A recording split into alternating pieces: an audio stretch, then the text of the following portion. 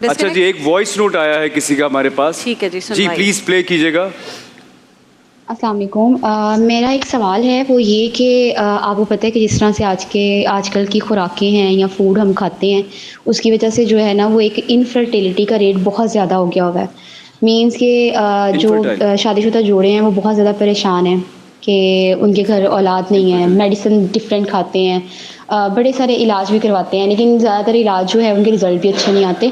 तो IVF एक तरीक़ेकार है जिसमें ये है कि आदमी और औरत दोनों के जरसूमे लेकर उसको आउटसाइड जो है वो फर्टिलाइज़ करवाया जाता है और फिर जो है वो ख़तून में इम्प्लांट कर दिया जाता है, जिसको हम इन विट्रो फर्टिलाइजेशन भी बोलते हैं। तो उसमें ये मैं से पूछना चाह रही थी कि ये सारा तरीक़ेकार इस्लाम में हलाल है, एक बात। दूसरी बात ये कि इसमें गुंजाइश कितनी है, ये दो अलग-अलग चीज़ें हैं। एक तो है ना कि प्रोसीजर अगर हम कर सकते हैं तो उस पे तो ठीक है कि हम कर सकते हैं, लेकिन अगर प्रोसीजर नहीं कर सकते तो गुंजाइश भी कुछ होती है। ठीक है, हम पूछ लेते हैं।